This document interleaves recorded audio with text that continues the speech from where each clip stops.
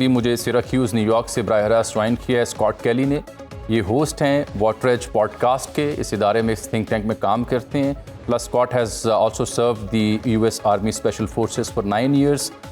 He's a regular contributor for multiple platforms on American security issues and geopolitical issues. Thank you very much, Scott Kelly, for sparing some time for our show. Today, when we are talking to each other after some time, President of the United States of America and the Field Marshal of the Pakistan military, General Asim Munir, they are going to meet each other. The President is hosting lunch in his honor. How significant is this meeting between the two? It's incredibly significant, especially given President Trump's stance towards Pakistan in his first term, where he was very confrontational and very dismissive of Pakistan's efforts to counter terrorism despite receiving massive amounts of US aid. So to sit down and have a lunch with the general is quite a significant development, especially considering the current activities going on between Iran and Israel, that the President of the United States is taking the time to speak with the general vis-a-vis all the other things he could be doing today. It's quite the significant development that speaks to the closening ties and the warming between the two countries. Scott, what could both sides gain from such an important interaction? Well, Pakistan can gain more cachet with the President of the United States, which has been critical in maintaining the current ceasefire between Pakistan and India. And Donald Trump gains an ally and access in the region, a country that the U.S. does have long-standing military ties to, Pakistan, that also shares a border with Iran. So I'd be curious to see if there's any cooperation between Pakistan and the U.S. vis-a-vis Iran that comes out of these talks. It's unlikely, but I'm sure the president's going to angle for something. So how about Pakistan and India's ceasefire? Mr. President, again and again repeating his rule, and he claims that he is the one who enabled this ceasefire. But despite his repeated statements, the Indian government, the Indian side, they are declining this. They are refusing that as if US has not played any role. How would you see that? Well, India has a long-standing stance that any negotiations between India and Pakistan should be negotiations between India and Pakistan. And it's not surprising that they're taking affront to the notion that another country came in and mediated a dispute between the two countries.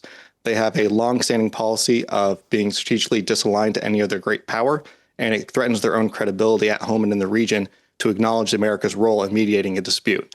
It's unfortunate, but it is consistent with Indian policy. Exactly. Just a while ago, I was reading a tweet, the X post made by Michael Kugelman, another guy who writes on South Asian policies. He believes that this Trump and Asim meeting should not only be seen through the lens of the Israel-Iran war.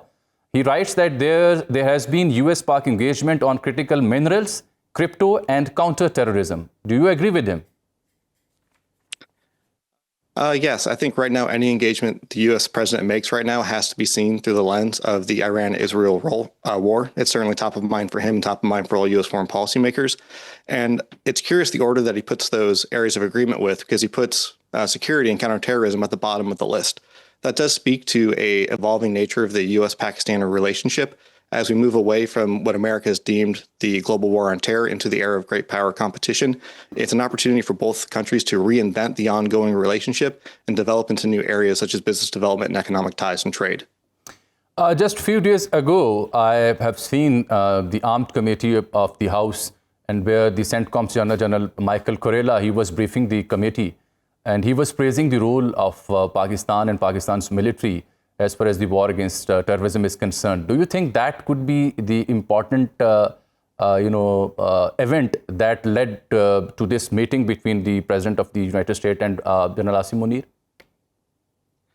It's possible, but I don't think it's very likely.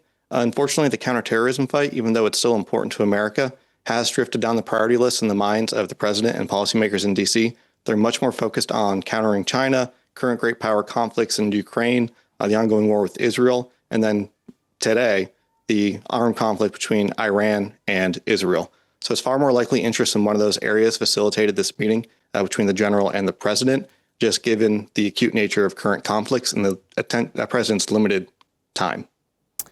So would Trump be more open to economic engagements with Pakistan, such as trade deals or investments, compared to the Biden administration? There certainly seems to be more opportunity for trade. It's obviously top of mind on Trump's agenda. His tariffs policy has forced a conversation between Pakistan and the U.S. on what that ongoing relationship should be. And you can notice that in the Biden administration's strategies for the area that they've published, the Indo-Pacific region, Pakistan was never mentioned. And even though there was still ongoing terrorism issues at the time. So Trump coming in right now does offer an opportunity to reset that relationship and bring Pakistan back to the front and center and of America's focus in the region based along economic development and trade ties. All right. Given Trump's transactional approach of foreign policy so far, what might he be looking for from Pakistan in exchange for a closer relationship? I think he'd be looking for Pakistan to purchase fewer weapons from China, become more open to economic ties with America, including allowing American companies to come in and explore mining operations inside Pakistan and importing oil and other sources of energy from America rather than other sources in the region. Additionally, with a new focus on Iran, Pakistan does share a border with Iran. And so the possibility for American intelligence gathering or the staging of forces along that border, if America does intend to escalate their participation in this conflict further, would be things that he's looking for. So how do you see that call that was made by the Donald Trump to Narendra Modi for 35 minutes? The objective of the call is likely to maintain lines of communication and prevent an escalation between two nuclear armed states. That is America's primary interest between Pakistan and India, is to prevent that escalation. And I'm sure President Trump was not pleased with the rhetoric he's hearing out of India, denying his involvement in the ceasefire between Pakistan and India. All right. We are monitoring the U.S. government stance as far as the Iran-Israel conflict is concerned. How about the American people? Do they really want U.S. to be part of this war? The American people largely do not want America to get involved in another war in the Middle East. However, there is a very dedicated and very powerful voting bloc in America that has long sought a confrontational engagement with Iran, who are going to use this as an opportunity to push for America to enter into an armed conflict with Iran. So it's a small but very vocal group, and we're going to see how much pull they have in Washington, D.C. Trump has always prided himself on being a peacemaker, he likes to call himself, but he also likes to be the strong man in the room. And it's going to be curious to see who he listens to in his cabinet, whether it's those who want to de-escalate the situation or those who have long sought for America to get into a shooting war with Iran and are seeing this as an opportunity to pursue exactly that.